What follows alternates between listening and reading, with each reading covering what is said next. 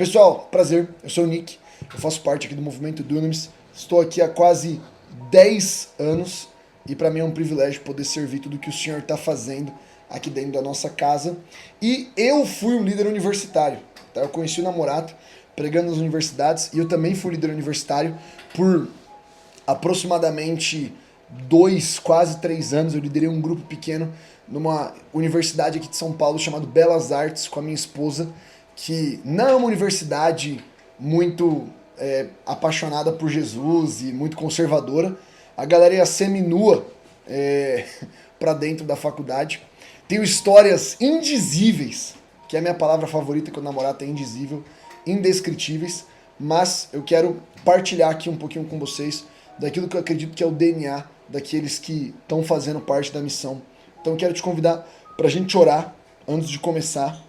E onde você estiver, se puder, por favor, fechar os seus olhos. A gente vai convidar a presença do Espírito Santo para estar aqui conosco e, especialmente, para a gente receber a palavra e ser encorajados aqui. Eu quero compartilhar alguns testemunhos daquilo que o Senhor fez. Então, onde você puder, feche seus olhos. Senhor, nós pedimos agora pelo seu Espírito Santo aqui conosco. Nós pedimos agora pelo seu poder nos revestindo. Abre os nossos ouvidos espirituais e abre os nossos olhos espirituais. Espírito Santo, nos enche agora, Senhor, com discernimento, com autoridade e com ousadia.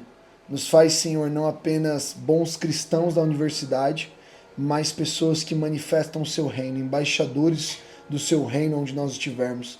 Nos dá, Senhor, revelação e nos dá especificamente um plano estratégico hoje, junto com uma dose de coragem. Nos dá também, Senhor, uma dose de visão para a sua honra e para a sua glória, em nome de Jesus. Amém.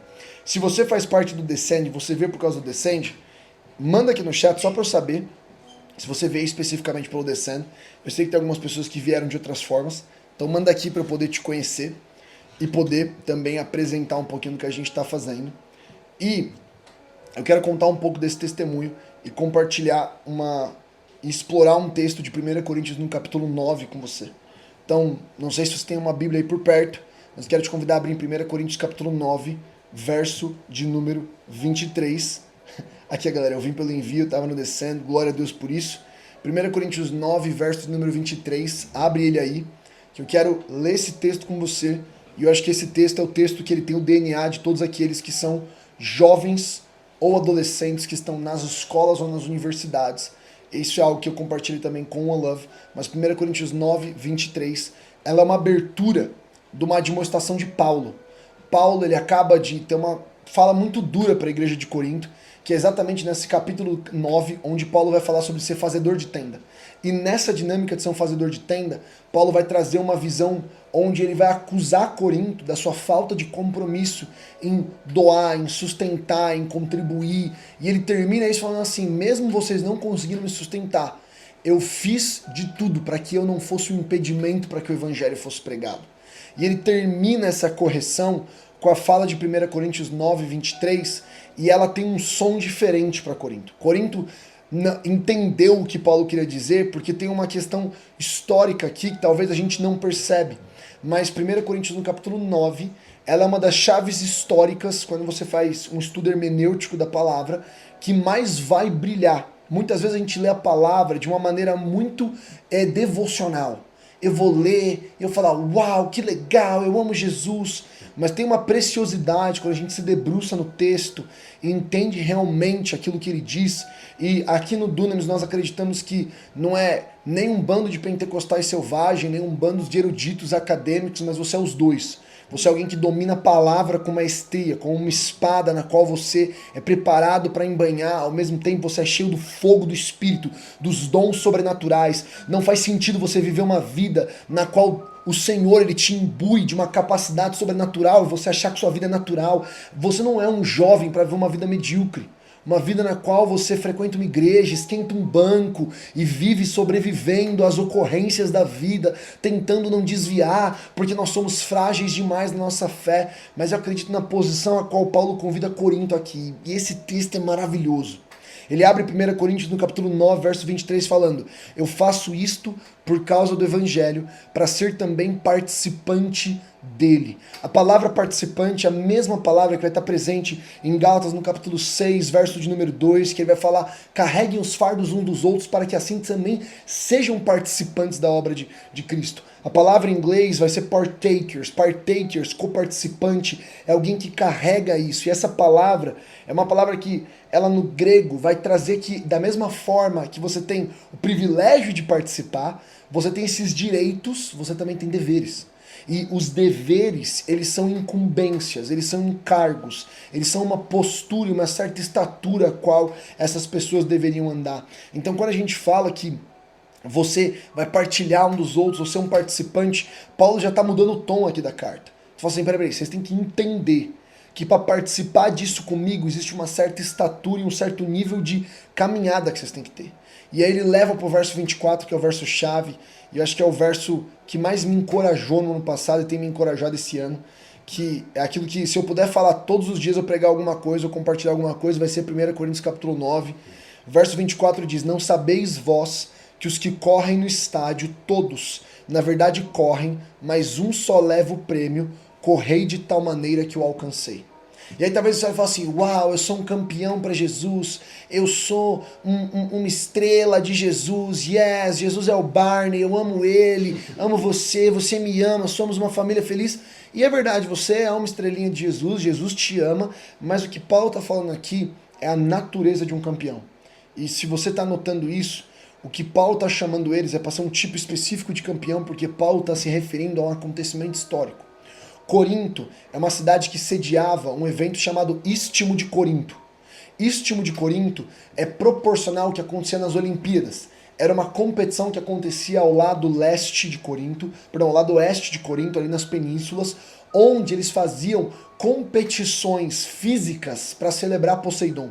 As Olimpíadas, elas aconteciam próximas a todo o circuito de Atenas para celebrar Zeus, e com essa ideia de que eu suba ao Olimpo, de que eu me equiparo aos deuses, eu glorifico os deuses com o meu corpo, e eu faço grandes proezas em nome dos deuses. E Paulo pega essa tradição e fala assim, deixa eu trazer um contexto. E nessa altura do campeonato, o Istmo de Corinto já era uma tradição que acontecia há pelo menos 500 anos. Ele acontecia 2 anos depois das Olimpíadas. É tipo Copa e Olimpíadas. A cada 2 anos você tem alguma coisa acontecendo. Então, a Copa do Mundo seria a Olimpíada. As Olimpíadas pra gente seria o Istmo de Corinto. É uma competição menor, mas que todo mundo que não tá nessa região de Atenas sabia disso aqui. E não só sabia disso aqui, mas tem um caráter muito legal da igreja de Corinto. É uma igreja que tem 5 anos de idade, é uma igreja muito grande, tem numa cidade 250 mil membros. Paulo vai mostrar como a igreja tem dons vivos, e vai mostrar isso em 1 Coríntios capítulo 1, 7, 1 Coríntios 12, ao mesmo tempo cheia de divisão interna. Então tem gente que fala que é de Paulo, tem gente que fala que é de Apolo, tem gente que fala que é de Pedro, que é 1 Coríntios 1, 12, e você vai ter vários pecados, idolatria, desordem no culto, libertinagem. É uma igreja que ela é uma igreja adolescente, muita potência, mas pouca maturidade. Ela é um jovem, e Paulo usa exatamente essa figura. Você que é um jovem universitário, essa figura é para nós, é para nossa geração. Paulo tá falando assim, meu irmão, você que já está na caminhada há um tempo, acorda, e acorda para a estatura a qual você tem que correr. E Paulo faz essa figura de 1 Coríntios no capítulo 9 para referenciar esse tipo de atleta. Só que o tipo de atleta de um Istmo de Corinto não era só uma competição física, mas as Olimpíadas era uma competição religiosa. Tanto que, para você entrar numa competição, você deveria chegar na frente de uma estátua de Zeus nas Olimpíadas, e antes de entrar para competir, você tinha que jurar a Zeus que se preparou, porque isso era um ato religioso. Se consagrar, se preparar, se dedicar. Então Paulo não está falando de uma competição física aqui. Paulo está falando de um rito sagrado religioso, e ele está colocando um ponto de comparação para subir a régua de Corinto. E parte do meu testemunho foi quando eu estava com os meus 20 anos ali, eu estava na minha faculdade, eu ia sair da minha faculdade, eu entrei muito cedo nela, eu fiz Belas Artes, mídias sociais digitais, primeiro curso de mídias sociais do Brasil aprovado pelo MEC, e foi um tempo muito bom, mas eu estava no meu último semestre. Por muito tempo o Senhor me deu o privilégio de estar coliderando um grupo chamado Bailinho da Paz, que era um ponto de evangelismo, que começou em 2017 como um grupo de 30 adolescentes. Em 8 meses evoluiu para um grupo de 1.000 adolescentes mensalmente, e a gente via 300, 400 salvações ao mesmo tempo. E era um negócio radical em mover de cura, onde a gente fazia 1 hora de louvor, 1 hora de pregação, 1 hora de apelo sobrenatural e 1 hora de apelo de salvação e reconciliação, e rolava cura e libertação, e parte da mecânica da reunião, que é a reunião mais anti-evangelística possível, porque você ia para um culto de 4 horas, num galpão completamente suspeito, na Zona Oeste, com um bando de menor infrator de Osasco, com peita da Lalá, com uma berma da Ciclone, aquele Nike Shox 12, aquele Nike Shox 12 mola, azul ou verde limão, aquele rosa choque. E esse era o tipo de elemento. E na hora que a gente via o poder de Deus ministrado, nós não organizávamos para fazer uma oração e as pessoas responderem. A gente fazia filas de oração com umas 10, 15 pessoas. Uma pessoa com uma enfermidade ia até a fila, nós orávamos por ela e ela vinha até o microfone testemunhar. E o que acontecia? Quando a gente começava a testemunhar, a fé começava a subir, mais gente começava a vir pedir oração e o negócio virava um ciclo sem fim, porque o cara viu uma pessoa sendo curada, ele começava a ser convencido pelo Espírito Santo, aí ele pedia automaticamente para receber Jesus, e aí o apelo de salvação estava rolando enquanto rolava o apelo de cura, e eu cresci nesse ambiente, eu fiz a minha faculdade dentro desse ambiente. Só que chegou uma hora que eu falei assim, cara, eu não posso estar vivendo isso com um bando de adolescentes, porque nessa época a galera que ia nos bailinhos era 15, 16, 17, a grande maioria 16 anos. Eu era o mais velho quando começou, eu tinha 19, o único que podia ser preso era eu, porque o resto de toda a liderança era menor de idade, e a gente organizando parada para 1000 pessoas, e eu olhei para aquilo ali e falei, eu preciso fazer alguma coisa na minha faculdade. Eu não posso ser alguém que prega na rua, mas eu não consigo fazer a diferença nesse ambiente. E eu sempre fui uma pessoa que tentava brilhar Jesus e mostrava a Cristo, mas eu nunca preguei de maneira ativa. Eu algumas vezes, com alguns amigos, a gente ia na porta dos bares, orar pelas pessoas, mas eu comecei a ser incomodado pelo espírito de, eu faço tanto fora, mas um campo no qual o Senhor me confiou, eu não faço. E a ordenância de Jesus, quando ele envia os discípulos em Atos no capítulo 1, é fiquem até que recebam o Espírito Santo e ser-me-eis testemunhas em Jerusalém, Judéia, Samaria, até os confins da terra. A ordem geográfica que Jesus projeta os discípulos é uma ordem intencional, é uma ordem de comece por onde você está, depois vá para os lugares próximos, depois alcance os lugares longes. Existe uma intencionalidade de Jesus de trazer um conceito pedagógico da missão, de que é muito estranho ser um missionário que vai às nações, mas que é completamente inútil para sua própria universidade, completamente inútil para sua própria família, completamente inútil para sua própria realidade local. Do que adianta a gente ser tão corajoso para pregar para aqueles que nós não conhecemos, mas tão covardes para pregar para aqueles que conhecem nossas falhas, conhecem nossas dores, porque a gente tem medo de ser mais um menino de Nazaré, mais um menino que cresceu em Belém. Eu não estou aqui para que as pessoas me admirem, mas que de alguma forma o poder de Deus seja usado na nossa pequenez. E essa mentalidade é uma mentalidade que ela é libertadora. Deus não quer me usar distante sem antes me usar perto.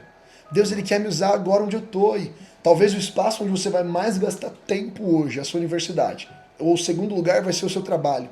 Mas esses espaços, na nossa visão como Dunamis, eles são campos férteis para as missões. A oração que desde que acabou o Descende eu tenho feito, nas igrejas que eu tenho pregado, eu acredito que se começar um avivamento nas universidades, nas escolas, a gente toca o Brasil inteiro. Não é algo, se começar nas ruas, glória a Deus, mas se a gente tocar as universidades e as escolas, e a próxima geração ser tocada pela palavra de Deus, pelo poder de Deus, a gente vai ver a maior onda de salvação, a maior onda de paixão pela palavra, a maior onda de engajamento bíblico que a gente já viu. Se você crê nisso, manda amém no chat. Porque eu acredito que não é apenas uma dinâmica física, mas é também uma dinâmica espiritual que acontece. E quando Paulo convida a galera, ele fala assim, sejam campeões, corram como quem quer ganhar. Paulo, ele traz essa ideia porque você não corre apenas porque você quer correr de qualquer maneira. E aí ele vai entrar no verso 25. E se você está anotando aqui, a primeira coisa que eu acredito que o Senhor vai fazer e que nós precisamos entrar é uma onda de santidade e consagração. E Paulo ele vai falar no verso número 25, e todo aquele que luta, de tudo se abstém. Cara, esse texto é muito bom. Eles o fazem para alcançar uma coroa corruptível. Nós, porém, uma incorruptível. E o que Paulo está fazendo aqui também é um segundo comparativo, que é um comparativo físico-histórico. Quando você ganhava algo como as Olimpíadas ou o Istmo de Corinto, a sua premiação seria uma coroa de folhas de pinheiro, ou uma palma, um louro. São folhas. Quanto tempo dura uma folha? Dura uma semana, 2 semanas, 3 semanas. O que Paulo está olhando para Corinto e fala assim, peraí. Estamos falando que eles passam meses e até anos, porque a preparação tradicional de uma Olimpíada ou do Istmo de Corinto, ela demorava no mínimo 10 meses. E nessa preparação, por também ser uma preparação religiosa, alguns daqueles atletas, eles se eximiriam do sexo, eles se eximiriam do vinho, eles tirariam coisas que não são apenas erradas, mas eles tirariam coisas que distraem eles. E ele está olhando para Corinto falando assim, você está me dizendo que esse bando de pagão, que corre num pedaço de pedra para ganhar um pedaço de folha, eles têm mais fogo, eles têm mais convicção do que vocês? Você tá me falando que um bando de gente que jura por uma estátua de pedra morta, porque, cara, 1 Coríntios 12, Paulo abre falando, vocês não seguem mais os ídolos mudos. Ele olha para Corinto e fala assim, vocês antes pagavam continência para pedaços de pedra mortos, para deuses e ídolos falsos, e agora que servem um Deus vivo que fala, vocês são tão medíocres. E quando Paulo convida isso para Corinto, meu irmão, acho que talvez alguns de nós não conseguimos lidar com essa potência. Talvez alguns de nós estamos num evangelicalismo tão confortável em nossa nação, em igrejinhas com bons ar-condicionados, com boas cadeiras acolchoadas, onde nós temos bom som e boa projeção, onde a gente tem os nossos amigos que a gente cresceu, mas falta fogo no osso. Falta uma convicção que faz a gente buscar Jesus numa intensidade, com um nível de fé e com um nível de entrega que Paulo fala assim, Corinto, essa é a medida. A medida é uma medida na qual esses homens se abstêm por meses, por uma coroa que é corruptível. Quanto nós que corremos por uma coroa que é incorruptível. Nós que corremos não para ganhar prata, corremos não para ganhar ouro, corremos não para ser aplaudidos por uma testemunha física, mas corremos mediante uma nuvem de testemunhas que está no céu, para ganhar um galardão que é incorruptível, para algo que a traça e a ferrugem não podem corroer. Paulo convida o Corinto a olhar para isso e falar assim, não sejam fracassados. E quando a gente fala dessa história, é importante a gente talvez refletir sobre a história do talvez o homem mais fracassado da Bíblia, na minha opinião. O homem que tinha um dom muito grande, um dom que vinha de uma força física. Foi colocado como juiz, mas mesmo sendo o homem mais forte da Bíblia, era o homem que mais correu pro colinho da mamãe que você tem registrado, que é Sansão.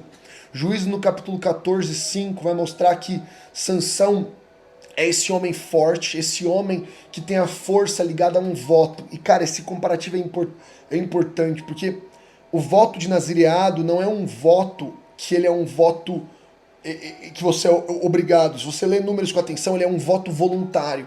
O que isso quer dizer? É um voto que não tem nenhuma recompensa. O nazireado, no texto inteiro, ele não é uma troca. Ele não é, seja um nazireu e assim você vai ganhar uma bênção e etc. Mas ele é exatamente o voto que vem antes da bênção que é colocada.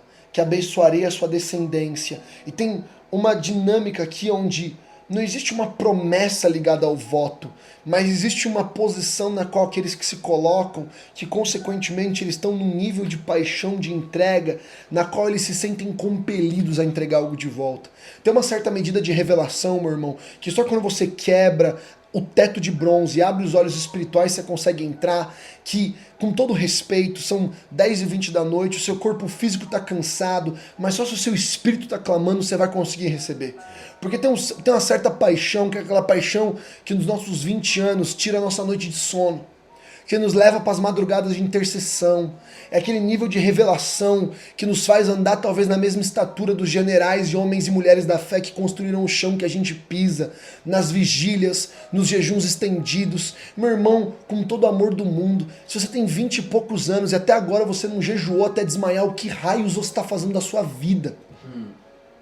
Meu irmão, a gente tem os nossos 20 e poucos anos, era para nós estarmos jejuando. Eu me sinto velho porque eu já estou com praticamente 30, mas a minha adolescência, dos meus 18 até os meus 24, não tem um ano que eu lembro de ter jejuado menos de 150, 180 dias. Porque tem uma certa revelação de eu tô desesperado para encontrar algo de Deus. Eu não tô tentando fazer uma barganha com Deus, eu só quero mais. Eu fui tão convencido da obra salvífica da cruz, eu fui tão convencido do poder do Espírito, que a única coisa que eu preciso fazer é dar mais. E essa revelação já está contida em números. Meus irmãos, eles acabaram de sair do deserto, e o Senhor já está abrindo a oportunidade àqueles que querem fazer voto voluntário. Porque há certas coisas que o Senhor nos chama, que não é só você ser um bom cristão que frequenta um prédio, mas tem um tipo de fogo que queima, que clama por mais. E Sansão, debaixo desse voto, o voto daqueles que querem mais, é o homem que ele brinca com o limite. O voto de Nazireu é constituído em 3 partes. Você não vai tomar nada da uva, nem comê-la, nem chegar perto de um vinhedo, nem tomar bebida forte. Você não vai encostar em nada morto e você não cortará seu cabelo e barba. A uva representa alegria, é um voto de contentamento. Eu não preciso de nada externo, eu me contento no Senhor. É um voto que não toca em nada morto, porque é um voto de compromisso com o presente, não com o passado. É um voto de pureza, é um voto no qual eu não me envolvo com aquilo que é morto, porque eu tenho um pedigree de pureza, um símbolo de pureza.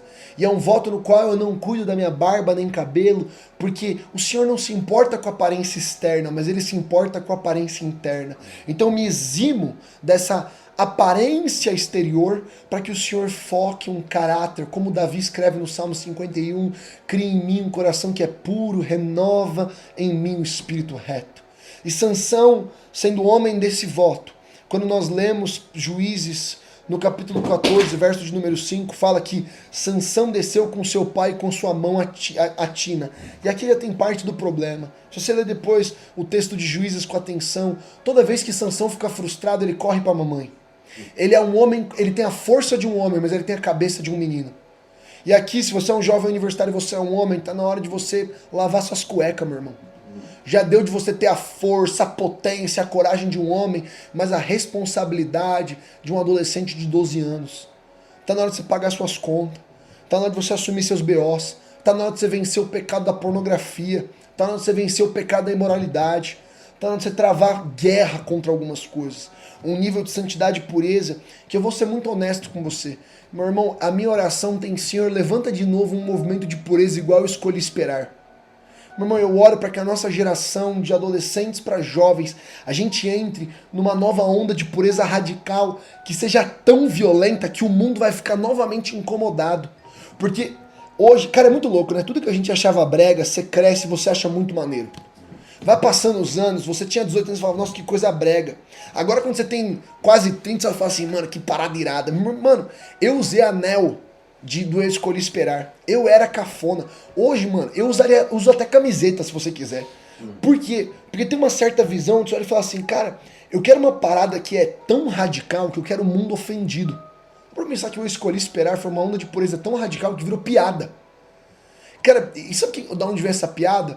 Ela é a denúncia da apatia do pecado, olhando para um movimento de santidade, falando assim, se eu não atacar, eu não vou sobreviver. E eu olho hoje para ela e falo assim, cara, vamos colocar anel de volta, faz até bracelete, faz colar, faz boné, mas que vem um movimento de pureza sobre a nossa nação tão forte, que a gente olha para a história de Sansão, que é o homem que desce com papai e mamãe até Tina. E olha o que o texto fala em Juízes 14, verso de número 5. Quando chegaram as vinhas de Tina, eis que um leão novo rugindo veio ao encontro de Sansão. Peraí.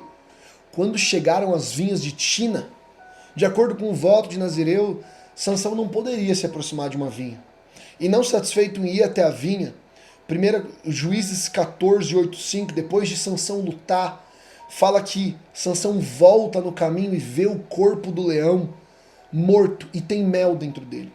Só que aqui a gente percebe como funcionam os limites do pecado. Sansão foi até a vinha, não aconteceu nada, matou um leão. Então, não só Deus permitiu, como Deus me usou. Cara, Deus, ele é o único que te demite e permite continuar trabalhando. Essa é uma frase que o pastor Teófilo tem repetido muito. Ser usado não é ser aprovado. E o desespero daqueles que estão competindo no Istmo de Corinto não eram apenas ganhar, mas eram ganhar pelos meios concretos. Paulo, em 2 Timóteo, na demonstração a seu principal discípulo, fala: aquele que compete, compete segundo as regras. Eu não estou tentando testar a graça de Deus. Eu não estou tentando pegar uma menina na faculdade, depois pregar e ver se um enfermo é curado. Porque eu te garanto, você pode pecar. E na hora que você orar, o enfermo vai ser curado. Não porque tem unção sobre a sua vida, mas porque tem sobre misericórdia. Só que tem misericórdia sobre a vida daquela pessoa. Deus ama demais aquela pessoa para, na sua ignorância e idiotice, ele deixar de tocar aquela pessoa. E às vezes a gente acha que a gente está tentando enganar Deus. Só porque a gente foi na vinha e ganhou do leão. Meu irmão, se você é velho de igreja, você já está há 3, 4 anos, eu clamo perante o Senhor, se arrependa e pare de brincar com o Senhor. Pare de pecar escondido e voltar ao altar. Pare de continuar servindo. E que nós sejamos tomados por uma sobriedade tão radical do Espírito Santo, onde não tem margem para isso. Sabe o que é o problema de tantos escândalos na igreja evangélica? É falta de temor. Porque é o temor que me permite continuar pecando e subindo para como se nada estivesse acontecendo. E não satisfeito, Sansão vê que não morreu na vinha, vê que não perdeu a força. Então ele volta até o cadáver, mas ele não toca diretamente no cadáver, ele só pega o mel. Porque antes de pecar, meu irmão, a gente vai brincando com o pecado. E aí Sansão, em capítulo 14, verso 10, fala que ele monta um banquete com bebida. Não só vai na vinha, não só vai até o corpo morto do cadáver, mas agora vamos fazer também então um banquete de bebida forte. E aí você percebe que o que acontece em Juízes 16, quando Dalila corta o cabelo, não é porque Sansão quebrou o voto, Sansão já tinha quebrado o voto, é porque Deus desiste de Sansão. É porque Sansão consegue quebrar todas as partes do voto dele. Porque ele não entende aquilo que Paulo está falando para Corinto. Aquele que compete de tudo se abstém.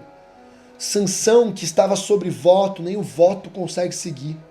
E é muito interessante porque Juízes 16, quando Sansão está cego, e ele está com as mãos sobre as colunas daquele lugar, onde ele derruba aquele lugar, ele faz uma oração, que ele fala: então Sansão clamou ao Senhor e disse: Senhor Deus, peço-te que te lembres de mim.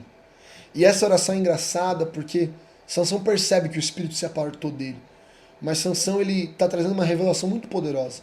Ele ora para que Deus lembre dele, mas é um dos primeiros momentos que Sansão lembra do Senhor. É um dos primeiros momentos que Sansão lembra que o Senhor está presente. E quando a gente fala sobre pureza e santidade, nós estamos falando sobre se manter de pé. E para se manter de pé existe uma revelação da palavra que é: o Senhor olha tudo. Nós falamos que nós estamos corandeu, debaixo dos olhos de Deus. O que é estar debaixo do olhar de Deus? Quando eu peco, o Senhor vê. Quando eu acerto, o Senhor vê. O Senhor não é uma ideia que eu acesso. O Senhor é uma pessoa que eu convivo. O Senhor não é uma filosofia que eu debato. O Senhor é uma pessoa que eu me relaciono. Quando eu estou pecando, escondido, o Senhor está comigo. E o simples fato de eu ser tomado da revelação de que Deus está comigo é talvez a principal revelação que me ajuda a vencer o pecado. O Senhor não é Deus distante, Ele é Deus próximo. Ele é Emmanuel. Ele é Deus conosco. E quando Sansão ele ora, fala: fortalece-me agora, só esta vez, ó Deus, para que uma vez me vingue dos filisteus pelos meus 2 olhos. É engraçado porque Sansão estava cego. E tem coisas que o Senhor vai permitir acontecer na sua universidade, meu irmão, porque só quando você perde os olhos físicos você consegue ver com os olhos espirituais. Tem algumas coisas que o Senhor vai ter que arrancar para que a gente consiga entrar no nível de estatura e proximidade. E eu não sei você, mas eu não consigo deixar de lembrar de Jesus fazendo a parábola onde ele fala: se os seus olhos te fazem pecar, arranca eles fora. Sabe que a melhor coisa que Deus pode fazer nessa temporada é arrancar alguns amigos seus. É você bloquear esses caras, você nunca mais vê eles. É bloquear alguns lugares, é te provocar para uma intenção de radicalidade, onde para fazer aquilo que Deus te chamou a fazer, você está disposto a morrer. Mesmo que seja uma única vez. Talvez essa palavra seja pesada demais para vocês, mas eu preciso ser transparente sobre o que é estar no Dunamis, meu irmão. Aqui a gente não veio brincar de avivamento. A gente não veio organizar estudinho bíblico legal. A gente não veio se reunir para fazer kumbaya gospel. Ou você veio para botar sua faculdade de ponta cabeça e ser um juggernaut espiritual. Ou por favor, sai da call. Vai dormir, vai descansar. Vai lá oxigenar sua espiritualidade barata. Tá tudo bem. Vai viver a vidinha medíocre que Deus não te chamou para viver. Mas se o Senhor te chamou para estar aqui, é pra gente ser a geração de 1 Coríntios 9. Aqueles que estão na arena, corram como quem corre para ganhar. Para de dar desculpa. Para de ficar criando historinha. Seja possuído por uma visão e por uma convicção que ela vai começar a ofender as pessoas ao seu redor. É uma convicção que ela é tão latente que você vai começar a incomodar algumas pessoas da sua igreja local. Peraí, você está jejuando de novo? Não precisa disso. Você tá na lei, você não está na lei, você está na graça. Sabe o que é isso? É a frieza da pessoa sendo tão ofendida que ela precisa fazer você parar. Porque a sua paixão ofende a apatia dela. Não precisa chorar tanto no louvor. Isso é emocionalismo. Isso é dopamina barata. Calma, meu irmão. É que você é tão apagado, você é tão xoxo que a minha paixão te ofende. Não. Não precisa ficar saindo para pregar todo dia. Não precisa ler a Bíblia tantas vezes. Isso é muito exagero. Isso aí é muito fanatismo. Isso é um espírito religioso. Meu irmão, é só a minha paixão esmagando a sua apatia, ofendendo a sua apostasia. Tá tudo bem? Desculpa, mas eu sou tão convicto que eu vou ser tóxico para você. É melhor mesmo a gente não conviver. Meu irmão, a minha rotina de trabalho vai te ofender. Porque eu começo a trabalhar às 8 e geralmente paro de trabalhar depois das 9. Você vai achar que vai ter um burnout. Então é melhor você ir para casa. Eu não sei se alguns de vocês estão entendendo, mas meu irmão, tem uma certa... A palavra de Paulo não dá para ser mais dura do que ele está falando para 1 Coríntios 9. Ele passa 20 versos dando um esculacho em Corinto. E depois ele fala assim, Corinto, deixa eu te explicar como é que funciona. Não é na medida que vocês estão acostumados. A medida que vocês estão acostumados é a medida daqueles que estão correndo naquela arena que vocês conhecem. E ele continua em 1 Coríntios 26 falando, cara, isso aqui é tão bom, cara, como isso aqui é bom. Ele fala, pois eu assim corro, não como a coisa incerta, assim combato, não como quem está batendo no ar. Paulo olha para Corinto e fala assim, meu irmão, a gente não está só se dedicando porque a gente acha legal. A gente não é um bando de ativista espiritual. Paulo não está chamando Corinto para ser um ativista. Eu não quero que você seja um ativista. Eu não quero que você seja um performático. Eu quero que você seja convicto. Eu quero que você ore a mesma oração que ele vai ensinar. Eu oro para que o Senhor opere o efetuar, mas eu oro também para que o Senhor opere o querer. Tem alguns de nós que a gente está esquecendo que você tem que orar para Deus colocar o querer no seu coração. Alguns de vocês tem que começar a sair dessa corda e falar assim, Deus, coloque em mim paixão pela minha universidade. Coloque em mim o querer e depois o efetuar. A gente ora, Senhor, faz alguma coisa. Antes, Senhor, faz alguma coisa. Me faz convicto do que o Senhor vai fazer. Senhor, você me trouxe aqui por algum motivo. O Senhor me colocou aqui por um motivo. Então quebranta o meu coração. Eu não tô aqui à toa. Eu não sou um acidente cósmico. Eu não fui colocado aqui porque eu dei sorte na bolsa. Eu estou aqui porque o Senhor me posicionou para um tempo como esse. Então antes de fazer algo ao meu redor, faz algo em mim. Ai, cara, 2 Timóteo, Paulo, depois de falar que aquele que compete segundo as regras, ele fala, o trabalhador é aquele que é digno dos frutos do trabalho. A palavra fala para não debulhar o boi, porque aquele que trabalha é o primeiro a comer. Cara, essa revelação tem me tomado nos últimos dias. Aquele que trabalha é o primeiro a comer. Se nós temos o privilégio de servir o Senhor, se você lidera na sua igreja local, nós também temos o primeiro acesso à mesa. Que vida medíocre de servir comida para os outros que a gente não come. Que vida patética que a gente convida as pessoas para um banquete que a gente não experimenta. Meu irmão, antes do Senhor derramar fogo sobre a sua universidade, o Espírito quer derramar fogo sobre você. O Espírito quer te tocar de uma maneira onde você vai perder as suas noites de sono. Onde você vai chegar na sua universidade e a primeira coisa que o Senhor vai fazer é colocar lágrimas nos seus olhos.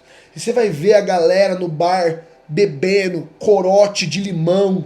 E ao invés de você rir, achar engraçado ou até ficar bravo, você vai ser tomado por um constrangimento santo. Você vai olhar e falar assim, Senhor, salva essas pessoas. Senhor, tem misericórdia deles, eles não sabem o que fazem. Você vai começar a olhar para o desfile patético de um grupo dentro de uma competição de samba no sambódromo, tentando chamar atenção e criticar a família. E você não vai ter só raiva, você vai olhar e falar assim: Senhor, tem misericórdia deles. Eles precisam de um encontro. Eles seguram Bíblias na mão rindo e fazendo piadas com o Senhor, mas eles não te conhecem. Eles precisam ser tocados pela glória do Filho de Deus. E quando Paulo, ele fala: pois assim eu corro, não como coisa incerta, assim combato, não combatendo ar. Eu sou lembrado de Atos capítulo 4, 29. A oração de Pedro, onde ele fala: agora, pois, ó Senhor, olha para as suas ameaças e concede aos teus servos que falem com toda ousadia a tua palavra, enquanto estendes a tua mão para curar e para que se façam sinais e prodígios pelo nome do teu santo Filho Jesus. A oração de Pedro aqui é dividida em duas partes. Verso 29 é um pedido, verso 30 é uma afirmação. Verso 30 fala: enquanto estendes a tua mão para curar. Quem aqui acredita que Deus cura? Vamos lá. Eu acredito. Eu acredito que Deus cura sobrenaturalmente. Mas a pergunta que a gente tem que fazer é: se Deus cura sobrenaturalmente, por que a gente não abre a boca? Sabe qual é a oração mais covarde que você pode fazer? Quando alguém chega com uma enfermidade, eu falo assim: vou estar orando por você. Não. Eu não vou estar orando no gerúndio infinito. Eu vou orar agora. Eu acredito que o Senhor é gracioso, poderoso e misericordioso para te curar agora de maneira sobrenatural. Te tocar agora de maneira sobrenatural. O poder de Deus te curar agora. Porque a oração de Pedro, cara, que oração poderosa. Ele fala: agora, pois, ó Senhor, olha as suas ameaças e concede aos teus servos que falem com toda a ousadia a tua palavra, enquanto estendes a tua mão para curar, fazer sinais e prodígios no nome do teu santo Filho Jesus. Sabe a oração que Pedro nos ensina em Atos 4, 29? Não é oração pedindo que Deus estenda a mão, é oração pedindo que Deus abra a nossa boca. Aquele que corre, não corre como destino incerto, mas ele corre com convicção. A minha oração é que a gente seja tomado dessa convicção de Pedro. A minha oração é que a gente fale assim: Senhor, abre a minha boca na minha faculdade. E talvez, você me permite rasgar um pouco mais? Eu estou sendo bem moderado até agora. Isso aqui é a minha versão contida, controlada e amável. Tá? Eu peço perdão. Eu me empolgo. Mas você me permite rasgar? Me dá um sim no chat se você me permite rasgar um pouco mais. E você não vai se ofender, mas você vai continuar me amando. E você vai liberar perdão sobre a minha vida. Ótimo. Peguei a sua confirmação, então tá bom. Meu irmão, talvez algum de vocês veio aqui e eu vou te perguntar: por que você não começou algo na sua faculdade antes? E a sua resposta é porque eu acho que eu não dou conta. É porque eu acho que eu não consigo. E exatamente o problema. Você é obcecado em você. Você se coloca no meio de tudo. Você acha que você é a grande limitação de Deus. É que eu acho que eu não consigo. Deus não precisa de você. Ele não se importa com o seu talento. Deus não precisa de pessoas competentes, ele precisa de pessoas disponíveis. O problema é que a gente é tão embriagado com a nossa própria vida que a gente acha que a gente é grande o suficiente para ser um impedimento para Deus. Que miserável a gente é. Não, Deus. Você não consegue me usar, você consegue usar todo mundo. A gente é igualzinho Moisés, que na hora que Deus chama ele, quer empurrar Arão. Você precisa cantar mais a música do Morada. Me tira o medo, que me faz dizer: Moisés, subi em meu lugar. Meu irmão, eu preciso ser tomado por uma convicção. Ai, Nick, que eu acho que eu não dou conta, porque eu não tenho tempo.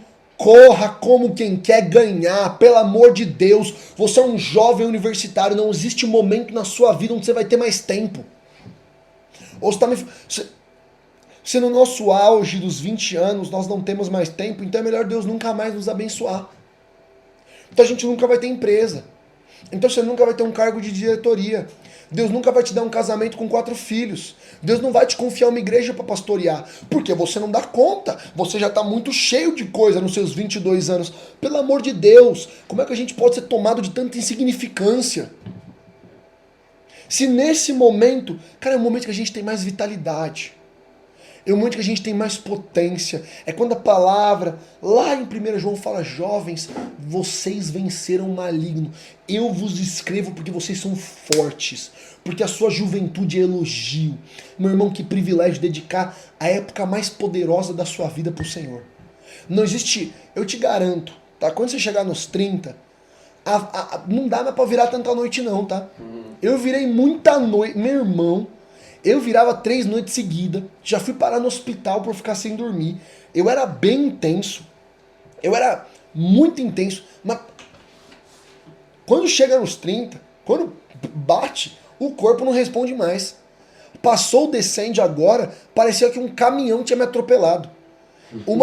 Na sexta-feira, após o descende, que a gente passou a semana inteira trabalhando, eu acordei enjoado de cansado, meu irmão.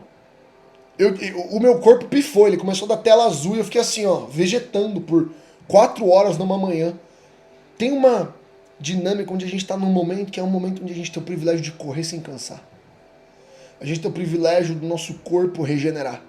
A gente tem o privilégio de fazer o próximo versículo que eu quero ler com você de Coríntios capítulo 9, verso 27. Ele fala assim, antes, cara, olha que versículo bom, 1 Coríntios 9, 27. Antes esmurro o meu corpo e Meu Deus. Antes esmurro o meu corpo e o reduzo à servidão.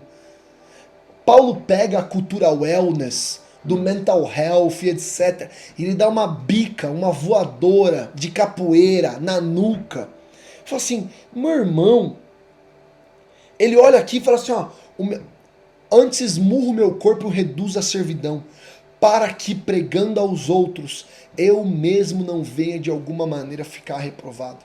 E a palavra esmurro aqui, ela é no grego, ela é hupopiazo, que é uma união de hupo, que seria under, ou through, que é passar por baixo, e optomai, que seria olho, ou a parte que te vê, e a ideia que ele está dando aqui é um jab no olho. E essa palavra é engraçada porque Paulo está fazendo um trocadilho, porque existiam 2 principais esportes que a gente tem relato histórico no Istmo de Corinto. Um deles era corrida e o outro era pugilismo. Então, seria o boxe da época dos gregos. E é por isso que ele fala do combater, o bom combate. Cara, isso é muito bom, velho. É por isso que ele usa essa linguagem de luta, porque ele está referenciando uma ideia que todo mundo ia ler a carta e dizer assim, ó, entendi. E Paulo usa exatamente essa palavra que seria um jab no rosto. Ele fala assim, ó, eu dou um nocaute no meu corpo, eu esmurro o meu corpo e me reduzo à servidão. E aqui, meu irmão, eu acho que a gente tem que entrar num lugar onde a gente precisa sair da nossa cultura do mental health, da nossa cultura onde a gente é um caquinho de vidro, onde a gente é uma pessoinha tão frágil. Imagina nós reclamando da nossa rotina cansada para Paulo em 1 Coríntios, em 2 Coríntios, ao final da sua carta, quando ele começa a listar quantas vezes ele foi chicoteado, quantas vezes ele naufragou, quantas vezes ele foi preso. Meu irmão, alguns de nós, se a gente naufraga uma vez, a gente já quer ir num cura de libertação porque acha que Deus abandonou a gente. Paulo naufraga 2, e na segunda, Atos 25, ele vai fazer uma fogueirinha e uma cobra ainda morde o homem. Tem uma dinâmica que quanto mais Paulo avança na sua jornada apostólica, a única coisa que aumenta é o sofrimento. E talvez a gente tenha que se acostumar com a ideia de que sofrer é parte do propósito. A gente, às vezes, criou uma figura de Jesus que não é representada em nenhum dos evangelhos, nem nos livros do Novo Testamento. Um Jesus que ele vai tirar toda a dor agora. Mas a palavra ela vai mostrar que a dor ela vai ser retirada num outro momento. Que aqueles que na verdade padecem com Cristo têm uma glória diferente. Paulo, na sua segunda carta a Timóteo, escreve em 2 Timóteo capítulo 2, ele fala, Timóteo, meu filho, partilhe dos meus sofrimentos como bom soldado de Cristo. O convite do pai na fé, daquele novo pastor, daquele homem que agora, já num segundo momento de maturidade, está liderando uma igreja como Éfeso, uma igreja pulsante, Timóteo, não partilhe das minhas alegrias, não partilhe da minha unção, não partilhe das minhas celebrações, não partilhe das minhas coroas e louros, partilhe do meu sofrimento como um bom soldado. E acho que uma das mensagens que eu mais tenho pregado é a mensagem de que o Senhor, Ele nos convida, depois que nós somos adotados como filhos, a ser alistados como soldados. Você foi adotado por uma família, mas você foi adotado por uma família que está em guerra. É uma família onde tem embaixadores sendo enviados, onde tem soldados atirando. É uma família que tem som, como diria a Anitta, de tiro, porrada e bomba. Não é uma família onde nós estamos numa mesa, tendo um tempo de cubaiá e tipo, meu, nossa, que tempo de qualidade, meu, que vibe, que energia, meu. Vamos trocar aqui, meu, vamos derramar sobre a vida um do outro nesse tempo de mesa. Meu irmão, a mesa só tem um destino. A mesa aponta para a cruz. Porque é na mesa do grande banquete, onde Cristo é quebrado, onde seu sangue é derramado para que nós bebamos. E quando nós bebamos e partilhamos de Cristo, o destino seguinte é a cruz do Calvário. E eu quero te convidar esse ano, meu irmão, você vai fazer parte do Pockets, você vai entrar na dieta dos campeões. Sabe o que é a dieta dos campeões? É jejum, oração, santificação e leitura das escrituras. É 2026, se você puder fazer alguma coisa, faça 2026 o ano que você mais jejuou. Faça 2026 o ano que você mais leu a Bíblia.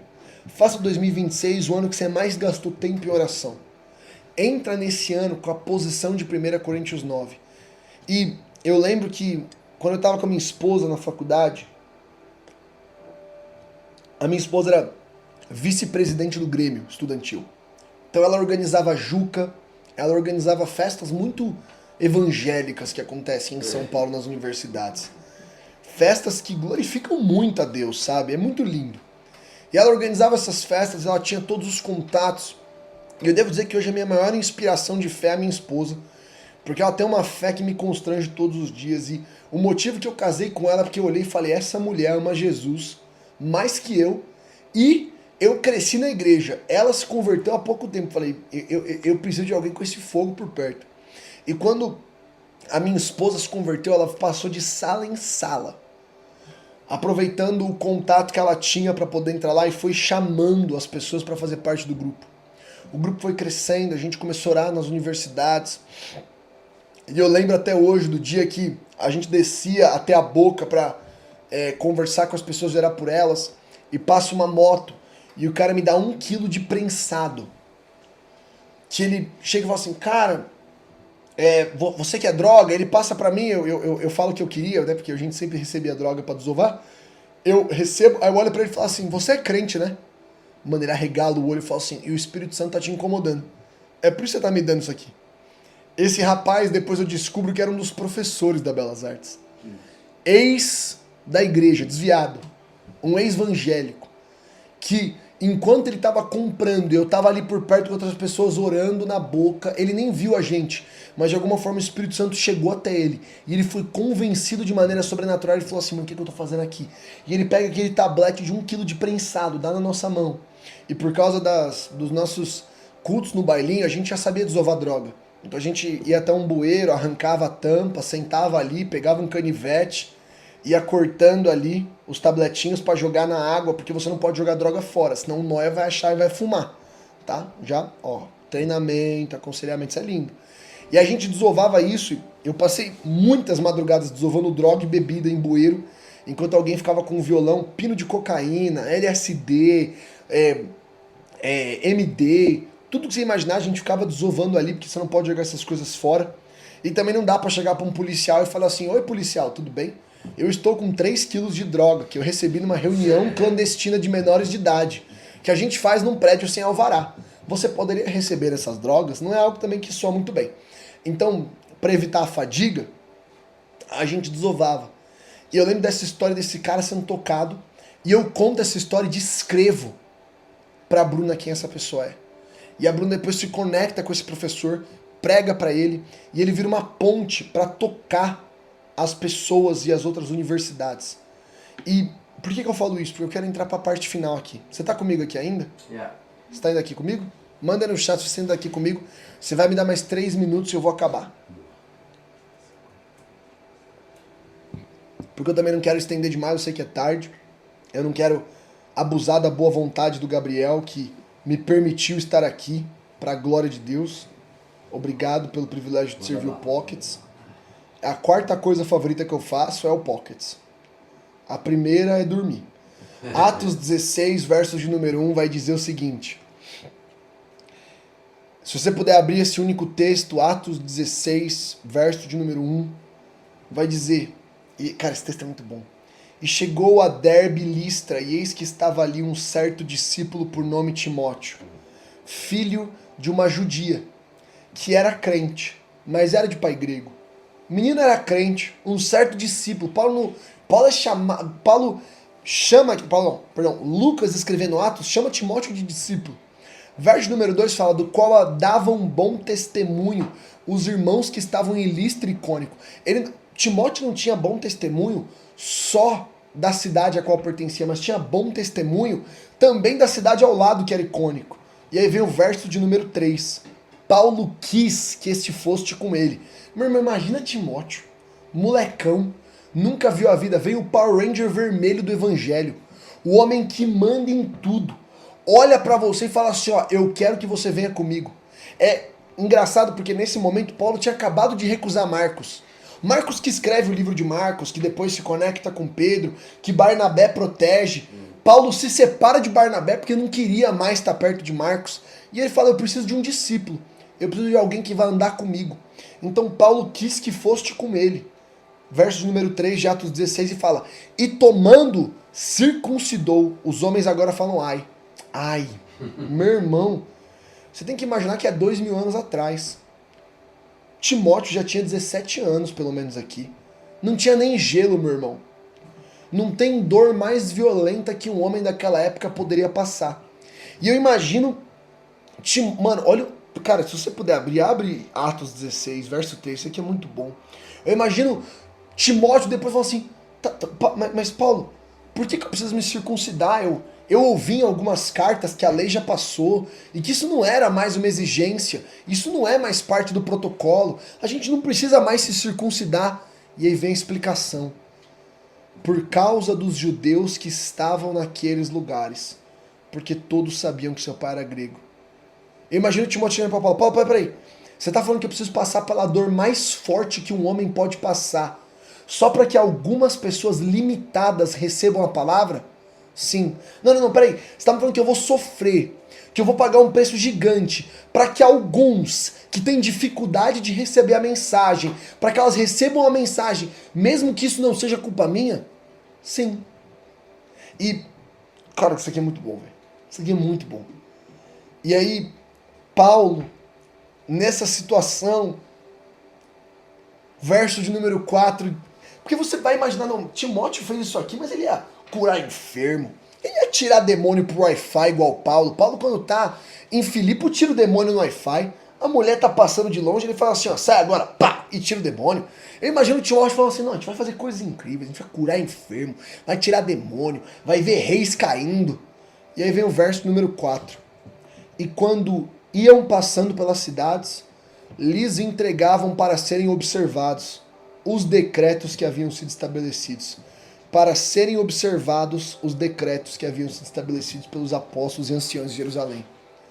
Meu irmão, repete comigo. Entregar e-mail. É isso que Timóteo está fazendo. Ele está mandando correspondência.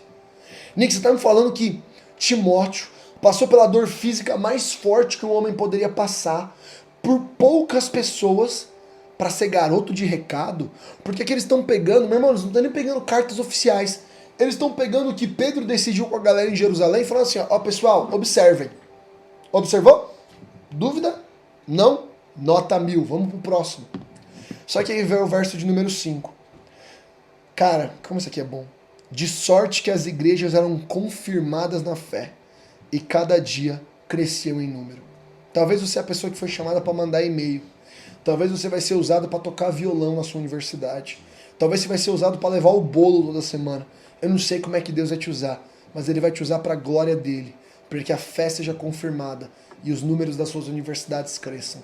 E mesmo que pareça pequeno, é digno que custe tudo, porque Jesus é digno do sacrifício e o Cordeiro vai receber sua recompensa.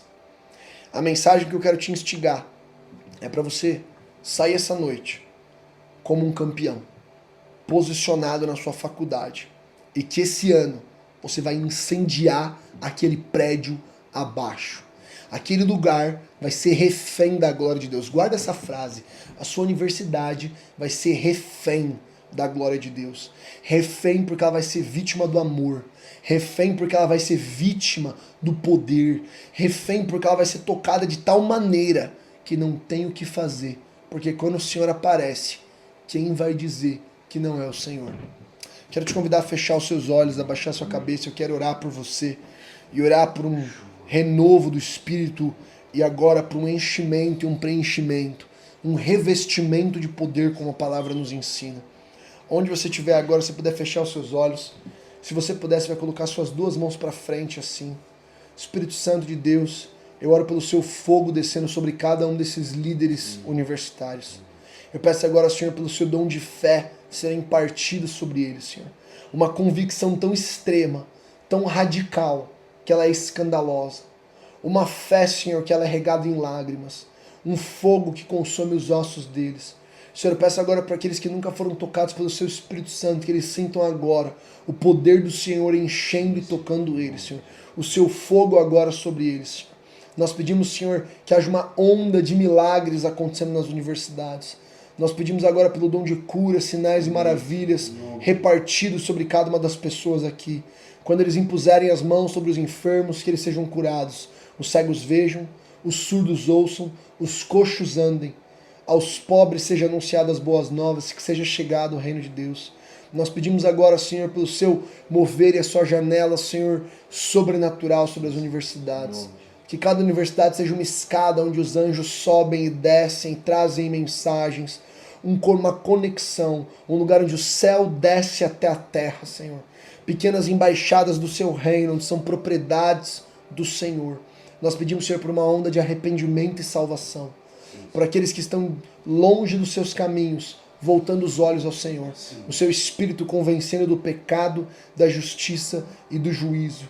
Nós pedimos agora, Senhor, por ondas de salvação, por os maiores grupos de pockets que a gente já viu, começando este ano. Grupos com 1.000 pessoas, grupos com 2.000 pessoas. O Senhor nos permita ver um avivamento nas universidades por toda a nossa nação. Em teu nome nós oramos, em nome de Jesus. Amém, amém e amém. Você pode mandar o seu amém aí no chat. Yes. Em nome de Jesus. Amém. E eu me vou. Deus te abençoe. Muito obrigado, Nick. Obrigado demais por essa mensagem. Obrigado por ter ficado até a tarde aqui. E você que ficou até aqui, cara, essa live aí, essa chamada tá cheia de gente. Eu quero só finalizar aqui. Você, eu tenho certeza que você já recebeu demais. Fique tranquilo pra galera. Anotações. A gente vai mandar depois todos os resumos bonitinhos pra vocês. Mas aqui fica agora um grande chamado pra você, uma grande chamada. Tá na hora de você se posicionar. Tá na hora de você, de fato, ser esse vencedor de Cristo dentro da sua universidade. Muito forte. É a hora de você ser diferente em santidade, em posicionamento. Então, eu tô aqui, pra você que tá ouvindo essa live aqui, tô aqui pra te convocar, cara. É a nossa última chamada para esse primeiro semestre. Abra um Pockets na sua universidade. A gente tá mandando agora, tanto no link aí do chat, tanto em todos os nossos grupos, cara. O link de abertura de Pockets. Você, então, que sente no coração, cara, eu quero pregar o evangelho na minha faculdade. Namorato, eu não sei como eu vou fazer isso, eu não sei se eu consigo, mas, cara, depois disso que o Nick falou, uma coisa tá queimando no meu coração, convicção eu tenho, eu não sei como, mas o que eu quero fazer. E por quê? Porque o Senhor me chamou. Se você quer pregar o evangelho na sua universidade, quer fazer isso com o Dunamis, quer fazer isso com o Pockets, que há 17 anos nós temos pregado o evangelho dentro das universidades, cara, a gente tem um pouquinho de noção. Vem com a gente. Outra coisa, não são só 17 anos de experiência acumulada, são mais de 330 Pockets no Brasil. Então você está vindo junto com toda uma geração, toda uma nação de outros líderes, pessoas da tua idade. Se você se torna um líder de Pocket, você entra para dentro de uma comunidade. Eu estava olhando aqui agora, enquanto eu estava dando aula, tá rolando pockets hoje, tem pockets rolando esta noite, que acabaram há pouco tempo, e a galera mandando, e pockets de 5, de 10, de 20, de 30, de 40, de 50, até 100 pessoas. Não importa a quantidade, o que importa são pessoas enxergando as universidades como como seus campos de missão, tá bom? Seu campo missionário. Então, abra um pockets na sua universidade. Mas, se você fala, Morato, eu já tenho uma célula, eu já tenho um grupo aqui, eu tô aqui para aprender, não tem problema também. Nós temos um curso chamado Campus on Fire, onde são mais de 30 aulas, onde a gente vai te ensinar a maneira Dunamis, e aí você pega o que faz sentido para você, o que pode ser aprimorado, e aí você vai e adquire esse curso. É um curso 100% online, dá para você assistir no teu tempo, você consegue assistir pelo computador, pelo celular, e ele é muito bom. Você tem aula com o próprio Nick Moretti, você tem aula com a Rafa Gonçalves, você tem aula com a Zoe Lili, e tem aula comigo e o Theo Hayashi. Vale muito a pena. Então aqui ficam os meus 2 chamados para você. Você quer abrir um Pockets na sua universidade? Acessa aí o link de abertura de Pockets. E a nossa última chamada. A gente não vai ter mais nenhuma dessas lives aqui para abrir novos Pockets nesse primeiro semestre. Essa aqui é a última chamada. E você que quer ser treinado, aí você clica também no link aí para você entrar lá na nossa página do Campus on Fire, descobrir mais ou menos e um pouquinho como que funciona.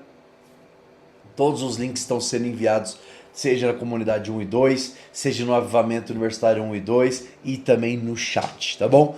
Dispara esse link, cara, talvez para a galera da tua célula, dispara esse link para a galera do teu colégio, da tua faculdade, da tua igreja, enfim, dispara esse link para você ser treinado. Mas, cara, acima de tudo, o meu desejo é que a gente tenha o maior exército de missionários universitários que a gente já viu. A gente está falando só para você ter um dado, a gente está falando de 6.000 pessoas aproximadamente falaram sim para eu quero pregar o evangelho dentro das universidades a partir do DCM. Se cada uma dessas pessoas ganharem uma pessoa para Jesus em 2026, a gente já dobrou o número de universitários missionários. Imagina o que acontece ano que vem, e no outro, até que todas as universidades sejam cheias do poder de Deus. Então, cara, se você sente, eu quero pregar o evangelho, quero fazer junto com o Dunamis, eu gosto da pegada do Dunamis, eu quero poder, sinais, maravilhas. Ah, mas eu não sei orar por cura. A gente vai te ensinar como orar por cura. Ah, mas eu acho que vou ficar sozinho. Não vai, você vai encontrar pessoas na sua cidade que pregam o evangelho, você vai encontrar pessoas no teu estado que pregam o evangelho. Nós temos uma escola de missões universitárias que acontece sempre no começo do ano. Desse ano já rolou, mas você já pode se programar para estar no ano que vem. A gente se reúne como comunidade na Dunamiscom. Enfim, cara, você vai ter uma família e você vai ter uma visão. Vem pregar o evangelho dentro das universidades com o Dunamis Pockets. Bem, os links estão aí. Eu vou orar para a gente poder finalizar essa nossa última chamada, nossa última call, tá bom? Senhor Deus, muito obrigado, Pai, por cada um que está nessa live, Deus. Eu oro no nome de Jesus. Desperta o dom que há dentro deles. Nós estávamos aqui lendo e falando do discípulo Timóteo. Mesma coisa, Senhor Deus. Desperta esse dom. Desperta esse chamado, Senhor Deus, que o Senhor já colocou no coração de cada um deles. E nós oramos, Deus, que a convicção que levantou os tênis, os sapatos, no fim do decênio, há um mês atrás, ela não só permaneça até o dia de hoje, mas ela só vinha crescendo e vai continuar crescendo, até que você veja o poder de Deus sendo manifestado na sua universidade. Eu declaro que você vai ser usado para ganhar os seus amigos para Jesus, para curar as pessoas na sua universidade, no nome de Jesus. Desperta, Senhor Deus, e traz coragem e convicção, no nome de Jesus. Amém. Meus irmãos, a gente está finalizando por aqui nossa última live desse processo extraordinário de abertura de Pockets de 2026.1, primeiro semestre. Então não perca essa oportunidade. Você não quer ser o cara que lá em março, abril vai falar, agora eu quero, e agora não vai dar. Então corre, faça a sua inscrição, vem para dentro do Pockets. Deus te abençoe, tamo junto. Continua seguindo a gente aí em tudo e permanece dentro da comunidade. A gente vai continuar te alimentando aí com tudo que der com missões universitárias. Tamo junto, falou, é nóis.